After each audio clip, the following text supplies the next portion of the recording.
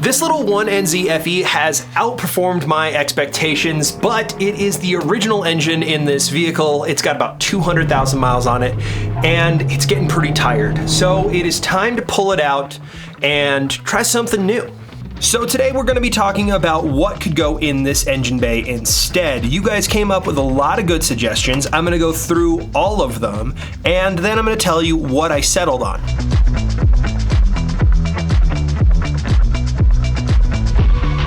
First of all, a big shout out to everyone who helped me with 2023 Hot Rod Cameras, Cusco, Amsoil. This car would not be what it is without the support of sponsors, so thank you to everybody who has sponsored this vehicle this year. So let's talk about the elephant in the room. Why am I not just rebuilding this engine and keeping on going with that and maybe upgrading it? Those are kind of the first two options that I want to talk about. The first being the 1NZ FE FXE hybrid.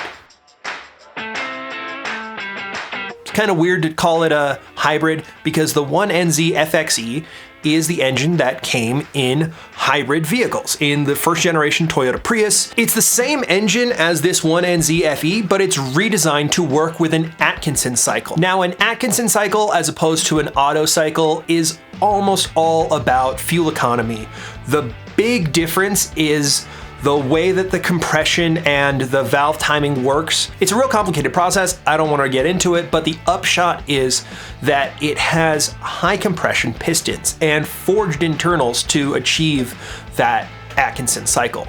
What that means is if you take an FXE block and an FE head, you end up with a 1NZ FE with 13:1 compression ratio. You couple that with some aggressive cams, and this could be an NA screamer. Some of you suggested this option, and I do think it is a good option. However, I don't think it is going to get me back on track very quickly, and I think there's a lot of things that could go wrong. For now, I'll call that my backup option. That's probably what I'm gonna do with this engine. I'm gonna pull it out, put it on a stand, and slowly over time, build that 1.5 liter hybrid. But the other thing that you guys have been very vocal about in the comments is turbocharging or supercharging this thing. There was a time when I owned a Blitz supercharger and I had the kit ready to go and I was gonna install it on this.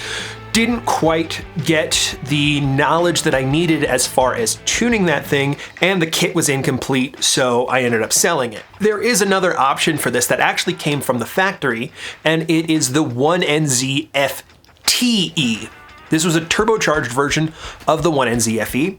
It makes about 148 horsepower, and last time I saw one for sale, it came with the ECU, the harness, everything that you need to get it running in this vehicle. The only problem was it was about $5,000, and they're very rare. If one becomes available, maybe we'll do something with it, but it's not very likely that I'm going to find one, and it's not very likely that I'm going to be spending that kind of money. Turbocharging this engine is a possibility, but to make it reliable, it means opening up the engine, and I'd rather not do that. I'd like to actually just do a direct swap if possible. So let's talk about the swap options for this vehicle. There's been plenty of good swap options that you guys have mentioned. I think the most popular options have been the 2AZ, the 2ZZ, and a K-swap. The 2ZZ is the 1.8 liter engine that came in the Celica GTS, the Toyota Matrix XRS, and even in the Lotus Elise. It makes about 190 horsepower and it revs to the frickin' moon. The 2AZ is a more modern Toyota engine that is a 2.4 liter, and a lot of you guys have already seen it on the Gears and Gasoline channel in the MRS. This swap is becoming more and more popular and can make over 200 horsepower naturally aspirated. And of course, there's the ever popular Honda K-Series. You can get a K20 or a K24 naturally aspirated, or there are plenty of options to boost this thing and get 400 horsepower if you wanted to. Honestly, you could get a lot more out of a K-Series, but I wouldn't even be considering anything above 400 horsepower. And I'm not really considering the K-swap or the 2ZZ or the 2AZ. And here's why. My racing skills are poor, my mechanic skills are poor, but my fabrication skills are absolute zero. While any of those three engines would probably fit in this engine bay, they would require some custom fabrication. Engine mounts, to say the very least, relocating components like the alternator and all kinds of stuff might become a factor. This is uncharted territory. That is a very hard swap. A lot of people who are doing things like K-swaps are swapping it because there's already a kit and someone's already done the measurements, and you might have to just weld together some prefabbed brackets. First of all, I don't have any welding skill, and it's really not a good idea to be welding in a wooden shop in a high fire area that is mainly forest. So I would have to go somewhere else to weld, and I'd probably have to ask somebody else to do it.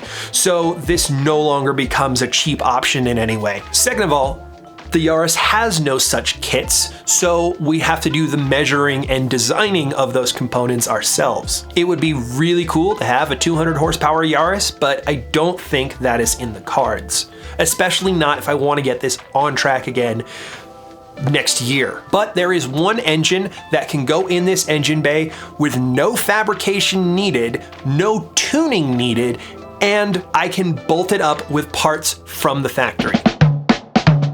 This engine was found in the Matrix, the Corolla, the Scion XD, the Yaris SR, and there was a supercharged version found in the Lotus Elise. Basically, because the 2ZR was available in this body in other markets, all I need to do is get the components to make it fit in here. In fact, it was kind of sold here. It was sold as the Scion XD, but essentially from the firewall forward, the Scion XD and the Yaris SR are identical. So to do this swap, what I'm going to need is a 2ZR engine, definitely able to find those here, a 2ZR flywheel to mount to the 1NZ FE clutch, a 2ZR engine harness that's specific to manual transmissions because it needs to plug in the correct way, and a manual 2ZR ECU, and that's kind of it. All I need to mount that up to the Yaris is the motor mount from a Scion XD. In fact, you might have already seen this swap happen on the Mighty Car Mods channel. They pretty much proved that this is possible, but that video is not a tutorial, and I've never done an engine swap before, so this could go very well, very smoothly, or it could be really tough. We're gonna find out. I think also this is a really good option for a first engine swap. It is something that came in this chassis in some form. It doesn't require any fabrication. It doesn't require any tuning. All I need to do is pull that motor out, switch around some parts, and put the new motor in. In theory, there are still plenty of things that could go wrong. But I don't want to dwell on what could go wrong. Let me tell you about the other things that sold me on the idea of the 2ZR.